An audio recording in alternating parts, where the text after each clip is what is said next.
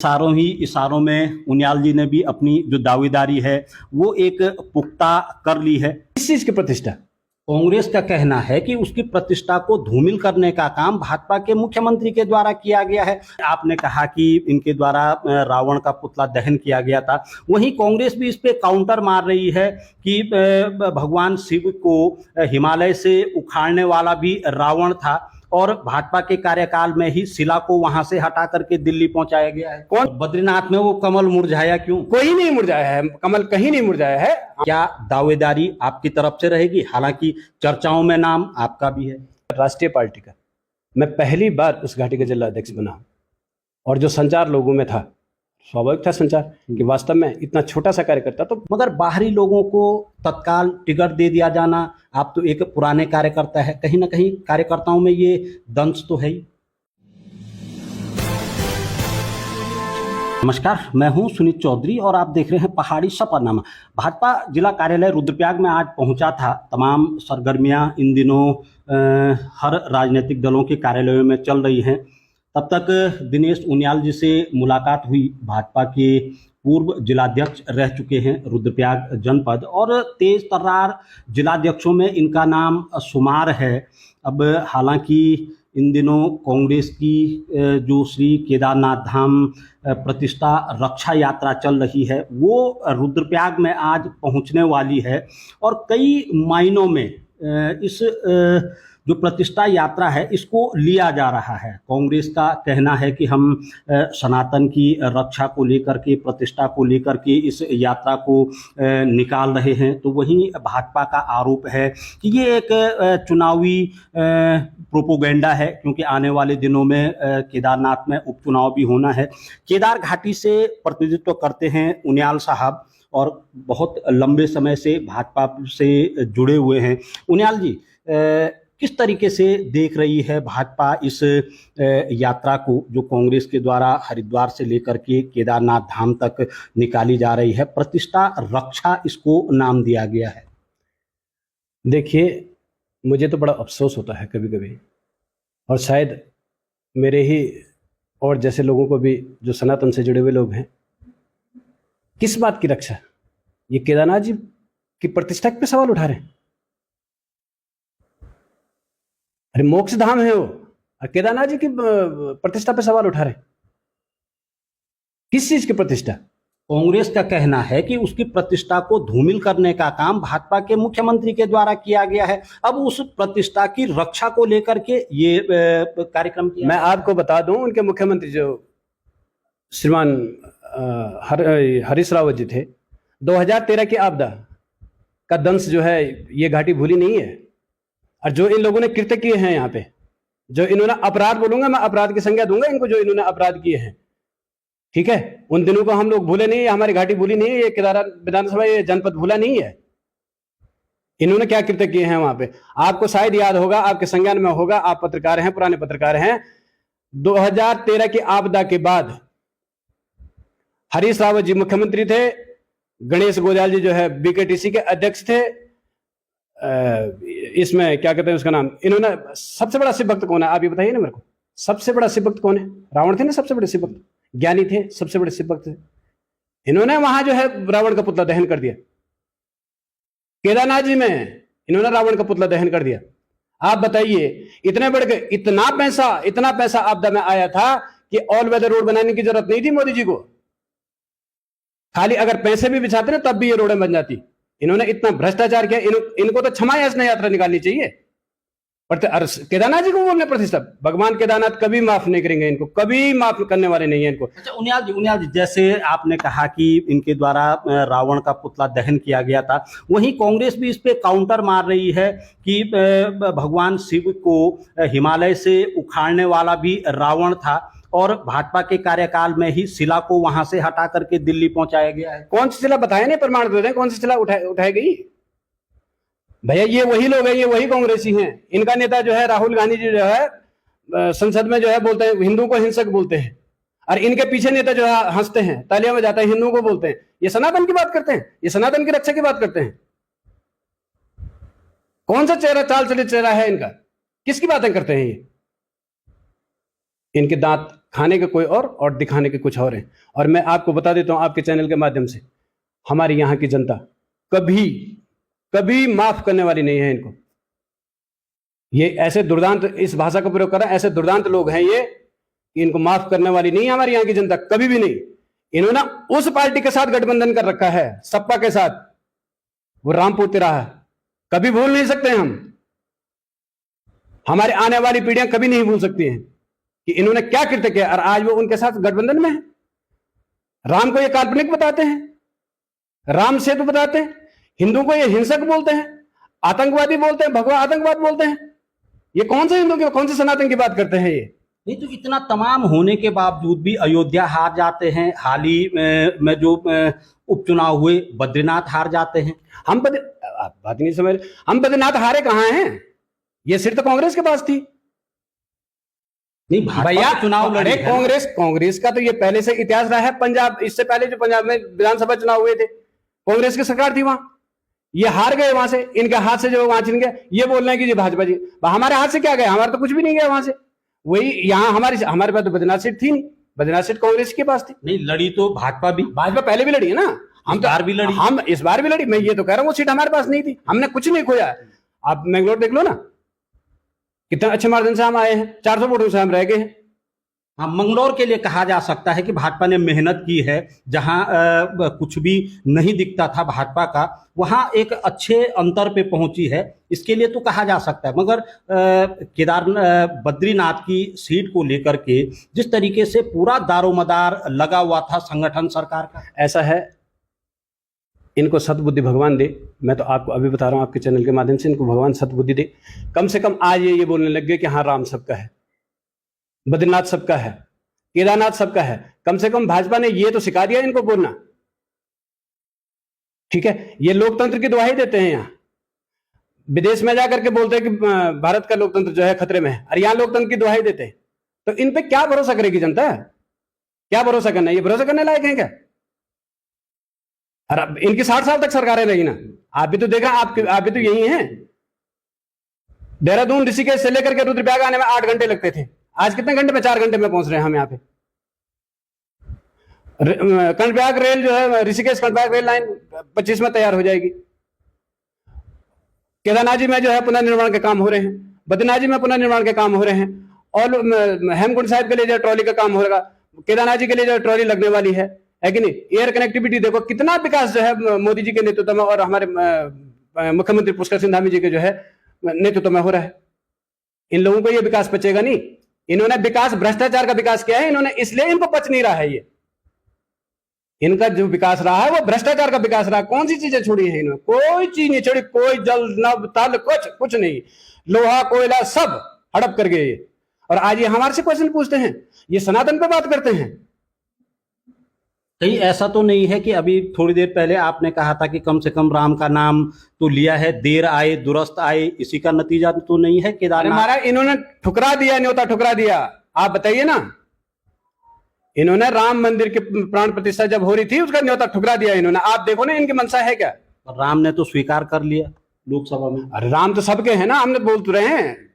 अभी यहाँ हमारे को स्वीकार किया ना, राम ने स्वीकार किया, 5 के 5 कमल दे दिए हैं। आप उस चीज को क्यों नहीं देख रहे हैं? और बद्रीनाथ में वो कमल मुरझाया क्यों? कोई नहीं मुरझाया है, कमल कहीं नहीं मुरझाया है। हमारे को वोट, ठीक है, हार जीत एक जो है प्रक्रिया का हिस्सा है, ऐसा नहीं, हम स्वीकार करते हैं, हम जनादेश को स्वीकार करते हैं। अच्छा, अयोध्या बद्रीनाथ झांकी है, केदारनाथ बाकी है। अब क्योंकि आप तो केदार घाटी से आते हैं, किस तरीके से अब देख रहे हैं उपचुनाव सामने पे है? ऐसा है, इनकी नौटंकी जो है ये सिर्फ और सिर्फ चुनाव को देखते हुए है। ये आज तक क्यों नहीं आए? आज तक कहां थे ये? और मैं फिर बोल रहा हूं, अरे इनको सतबुद्धि दे, कोई पुराना आदमी नहीं है इनके पास, कोई सतबुद्धि दे इनको। ये भगवान केदारनाथ जी की प्रतिष्ठा पे सवाल उठा रहे हैं, इनको सतबुद्धि दे भगवान। लेकिन मैं फिर कह रहा हूं, इनके आने वाली पीढ़ियों को भी माफ नहीं करेगा बाबा केदार, कभी माफ करने वाला नहीं भगवान केदारनाथ इनको। जिस हिसाब से ये चल रहे हैं, ठीक है, और बाबा केदार को जो है बदनाम करने की कोशिश कर रहे हैं, बाबा केदार के नाम पे ये राजनीति कर रहे हैं ना, इनको माफ करने वाला नहीं महादेव। और वो भी इस श्रावण मास में, इस पावन मास में। किसने इजाजत दे दी इनको ऐसी? कोई इनके पास कोई नेता है नहीं बोलने वाला। वृद्ध नेता जो हरीश रावत जी, कम से कम उनको बताना चाहिए कि तुम कर क्या रहे हो। भाई मेरे से तो गलती होगी थी वहां केदारनाथ में, चलो तुम तो कम से कम वो मत करो।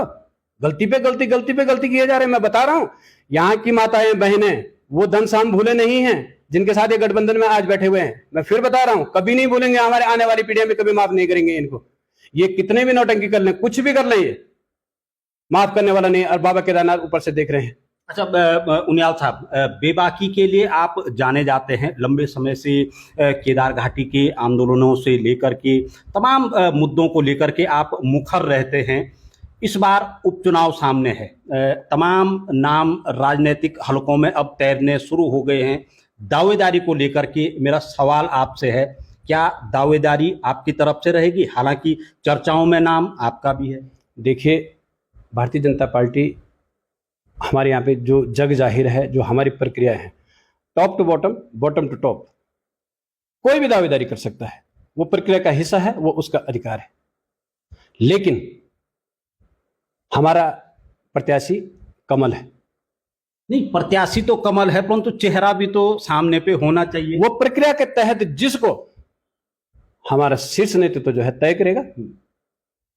हम पार्टी के साथ हमेशा, जैसा आज तक होता आया, हमारी जनता, हमारे देवतुल्य कार्यकर्ता जो है देवदूत बनकर के खड़े रहते हैं, वैसे हम भी करेंगे। नहीं अध्यक्ष जी, क्योंकि कार्यकर्ताओं का एक अधिकार है, एक हक है इस प्रक्रिया में भाग लेने का, मगर इच्छा एक होती है। और बेबाकी के लिए आप जाने जाते हैं, बेबाकी के साथ बता दीजिए कि क्या भाजपा के अपने संगठन के पटल पे आपने अपनी दावेदारी प्रस्तुत की है? देखिए, मैं बहुत छोटा सा कार्यकर्ता हूँ, मेरी राजनीति कोई पृष्ठभूमि नहीं थी, बहुत सामान्य परिवार से मैं आता हूं। और भारतीय जनता पार्टी ने मेरे को केदार घाटी से आता हूं मैं, गुप्तकाशी से। मैं इसीलिए पूछना चाह रहा हूं क्योंकि केदार घाटी की अगर मैं बात करूं, गुप्तकाशी से आगे केदार घाटी मानी जाती है, वहां पे अभी तक भाजपा का संभवतः प्रत्याशी नहीं रहा है, जहां तक मेरी जानकारी के अनुसार है। और इस बार आपकी दावेदारी वहां पे है। मैं यही आपसे कह रहा हूं कि जिला अध्यक्ष भारतीय जनता पार्टी का, राष्ट्रीय पार्टी का, मैं पहली बार उस घाटी का जिला अध्यक्ष बना हूं। और जो संचार लोगों में था, स्वाभाविक था संचार, कि वास्तव में इतना छोटा सा कार्यकर्ता, तो भाजपा में जो है सब चीज़ जो है, ऐसा नहीं है कि हम किसी को देख करके, किसी को चेहरे को देख करके निर्णय होता है या किसी को देख करके निर्णय नहीं। उसकी कार्य क्षमताओं को देख करके, उसको देख करके हर कार्यकर्ता हमारे यहाँ का देवतुल्य है, काम करने वाला है। और वो जो है हर परिस्थितियों में, हर जगह काम करने, जो उसको जो है जिम्मेदारी दी जाती है वो निभाई जाती है। मतलब कह सकते हैं कि केदार घाटी के प्रतिनिधित्व के तौर पे इस बार अपनी आवाज को आप प्रमुखता से मंच पे रखेंगे पार्टी के प्रत्याशी को लेकर। देखो, बाबा केदार की छत्र छाया है, बाबा केदार की कृपा है, और हमारी जो सम्मानित जनता है, हमारे जो देवतुल्य कार्यकर्ता हैं, उन्हीं की ऊर्जा की वजह से मैं आज यहाँ पे बैठा हूँ। आप में निवर्तमान जिला अध्यक्ष होने के नाते जो ऊर्जा उनकी वजह से हमें मिलती है, उसी की वजह से मैं आज बोल भी पा रहा हूँ यहाँ पे। बाकी जो है ऊपर का जो निर्णय होगा, हमारे शीर्ष नेतृत्व का जो निर्णय होगा, वो सिरोधार्य है। मतलब ये कह सकते हैं कि आपकी राजनीतिक जो इच्छा शक्ति है वो बिल्कुल प्रबल है, और उसको जब आपने कहीं जाहिर किया होगा तभी तो राजनीतिक परिदृश्य में ये खबरें तैरने लग गई हैं। ऐसा कहना, कोई ये कहे कि मैं राजनीति में हूँ, मेरी महत्वाकांक्षाएं नहीं है, वो सरासर झूठ है। कोई ये कहे कि मैं राजनीति में हूँ और मेरी महत्वाकांक्षाएं नहीं है, या किसी और फील्ड में हूँ, मेरी महत्वाकांक्षाएं नहीं है, तो वो सरासर मेरे हिसाब से तो सरासर झूठ है। वो महत्वाकांक्षाएं होना बहुत जरूरी है। सपने देखना अच्छी बात है, जैसे हमारे प्रधानमंत्री जी बोलते, सपने देखना अच्छी बात है। नहीं, हर कार्यकर्ता को ये अब अधिकार है, क्योंकि लंबे समय से, अभी बीते दिनों जब बद्रीनाथ उपचुनाव चल रहे थे तो भाजपा के जो प्रदेश प्रभारी हैं गौतम साहब, उनसे भी मेरी वार्ता हुई थी। मैंने गौतम साहब को एक बात जरूर कही थी कि भाजपा कार्यकर्ताओं में अंदर से कुंठा जरूर है, वो अंदर ही अंदर घुट जैसे रहे हैं कि जो बाहरी लोग हैं, हालांकि जब संगठन में शामिल हो जाते हैं तो संगठन का हिस्सा हो जाते हैं, मगर बाहरी लोगों को तत्काल टिकट दे दिया जाना, आप तो एक पुराने कार्यकर्ता है, कहीं ना कहीं कार्यकर्ताओं में ये दंश तो है ही। देखिए, ऐसा है, मैं आपको बता रहा हूँ, भारतीय जनता पार्टी का ही एक ऐसा कार्यकर्ता है जो देवतुल्य कार्यकर्ता माना जाता है। और मैंने आपको पहले भी कहा है कि हमारा कार्यकर्ता, चलो थोड़ा 19-20 किसी में अगर हो जाता होगा, लेकिन लास्ट टाइम पे वो देवदूत बन करके जो है हमेशा रहा है और आगे भी ऐसे ही रहेगा। ठीक है। बाकी जो हमारी मूल भावनाएं हैं भारतीय जनता पार्टी की, वो जो हमारी प्रक्रिया का हिस्सा है, वो लगातार जारी रहेगा और हमारा संघर्ष हमेशा जारी है। भारतीय जनता पार्टी हमेशा जनता के बीच में है और हम लोग हमेशा जनता के बीच में रहते हैं, अपनी आवाज़ मुखरता से उठाते हैं। हमारे कार्यकर्ताओं की जो है, हमारा कार्यकर्ताओं का सम्मान, हमारी जनता का सम्मान, हमारे लिए वही सबसे बड़ी प्रतिष्ठा है हमारी। और हम अंतिम पैदान पर बैठे हुए व्यक्ति की चिंता करने वाले लोग हम लोग हैं, ठीक है। कार्यकर्ता आधारित पार्टी है भारतीय जनता पार्टी, ठीक है। इसलिए इतने विशालकाय आज हमारा जो है ये परिवार है। और जो ये कांग्रेस, ये सिर्फ और सिर्फ जो है चुनावी स्टंट है इनका। लेकिन बद्रीनाथ जो आप कह रहे हैं ना, केदारनाथ, भगवान केदारनाथ इनको माफ़ करने वाले नहीं। मैं आज फिर तो मैं आपको दोहरा रहा हूँ, जो इन्होंने भगवान केदारनाथ की प्रतिष्ठा पे सवाल उठाया है, भगवान केदारनाथ इनकी आने वाली पीढ़ियों तक इनको माफ़ करने वाले नहीं हैं, कभी माफ़ नहीं करेंगे भगवान केदारनाथ। अरे इस श्रावण मास में, इस पवित्र मास में, जो बाबा का मास है, भोलेनाथ का मास है, उस मास में ऐसे ऐसे कृत्य कर रहे हो तुम, ऐसी नौटंकी कर रहे हो? बिल्कुल नहीं, बिल्कुल नहीं, कोई माफ नहीं करेगा। अच्छा उनियाल जी, एक राजनीतिक तौर पे आप इस यात्रा को किस तरीके से देखते हैं? क्योंकि आने वाले दिनों में मैंने पहले कह दिया है कि केदारनाथ विधानसभा में उपचुनाव होना है, क्या राजनीतिक लाभ मिल पाएगा कांग्रेस को? भाई ये यात्रा पहले भी तो ला सकते थे, पहले क्यों नहीं लाए ये यात्रा? अगर बहुत ज्यादा इनको चिंता थी यहाँ की, तो ये पहले यात्रा क्यों नहीं लेके आए? ये बताओ ने कितनी बार ये केदारनाथ गए हैं इनके नेता लोग, जो ये आ रहे हैं, जो यार कितनी बार गए हैं केदारनाथ? बताए नहीं कि हम केदारनाथ कितनी बार गए हैं, ये कितनी बार ये रुद्रप्रयाग गए हैं, कितनी बार ये बद्रीनाथ गए हैं। इससे पहले भी तो ऐसा तो नहीं है कि चुनाव आ रहा तुमने यात्रा निकाल दीजिए। पहले आते ना तुम, पहले कहां था? पहले भी तो वो समस्या अगर कुछ तुम्हें दिख रही थी, है कि नहीं? विपक्ष का काम है, अगर तुम्हें कुछ दिक्कतें यहाँ पे दिख रही हैं, तुम्हारा अधिकार नहीं है? तुम्हारा भी तो अधिकार है, तुम सिर्फ चुनाव लड़ने के लिए हैं यहाँ। नहीं, राजनीतिक दल हैं तो राजनीतिक लाभ और नुकसान के हिसाब से अपने कार्यक्रम तय करते हैं। भाजपा भी इन दिनों लगी हुई है, लगातार मुख्यमंत्री के दौरे केदार घाटी की तरफ हो रहे हैं, तमाम नेताओं के दौरे शुरू होने लग गए हैं। ऐसा नहीं है, आप देखिए आज तक के ट्रैक रिकॉर्ड में देखिए, माननीय पुष्कर सिंह धामी जी, मुझे लगता है पहले मुख्यमंत्री होंगे जो इतनी बार केदारनाथ जी आए हैं, पहले प्रधानमंत्री होंगे प्रधानमंत्री जी जो इतनी बार केदारनाथ जी आए हैं। ऐसा नहीं है, हमारे हर एक लोग जाते हैं, हमारे सारे कार्यकर्ता जाते हैं, यहाँ से हमारे विधायकगण जाते हैं, हम लोग जाते हैं, जिला पंचायत अध्यक्ष जाते हैं, सारे अध्यक्ष लोग जाते हैं, संगठन के लोग सब जाते हैं, लेकिन ये कहीं दिखते नहीं है। हम इसलिए हमारा प्रश्न ये है कि ये हैं कहाँ? जब बाबा की डोली जो है 6 महीने जो है उखीमठ में प्रवास करती है, ये तब भी तो नहीं दिखते हैं। और सिर्फ तुम्हें ये चुनावी मुद्दा बना दिया, खाली चुनाव हथकंडा अपना रहे, खाली लोगों को बेवकूफ बनाने के लिए जो है अभी वो कर रहे हैं।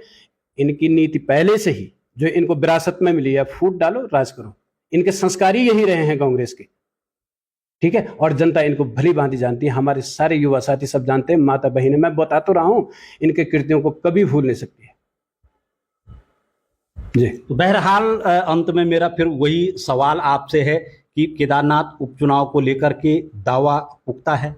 देखिए मैंने आपको फिर कहा है, नहीं अध्यक्ष जी, बेबाकी के लिए आप जाने जाते हैं, एक बार अपने दावे को स्पष्ट कर दीजिए। मैंने आपको पहले कहा है ना कि महत्वाकांक्षाएं सबकी होती है, बिना महत्वाकांक्षा का कोई नहीं, कहीं पे भी कोई नहीं है। बाकी हम भी उन देवतुल्य कार्यकर्ताओं में से हैं। हमारे शीर्ष नेतृत्व का जो भी आदेश होगा, प्रक्रिया के तहत जैसे भी होगा, वो हमारे सिरोधर्य है। चलिए खैर, बहरहाल इशारों में उनियाल जी ने भी अपनी जो दावेदारी है वो एक पुख्ता कर ली है, तो हम इसे पुख्ता मान सकते हैं। और इसी को लेकर के मैं आज कार्यालय की तरफ आया था, तमाम नेतागण यहाँ पहुँचे हुए थे, कई तरह के कार्यकर्ताओं के नाम इन दिनों चर्चाओं में आ रहे हैं। हम एक एक करके पड़ताल करेंगे, जानेंगे कि वास्तव में दावे कितने मजबूत हैं, कितने पुख्ता हैं। आप बने रहिए मेरे साथ और देखते रहिए पहाड़ी सफरनामा।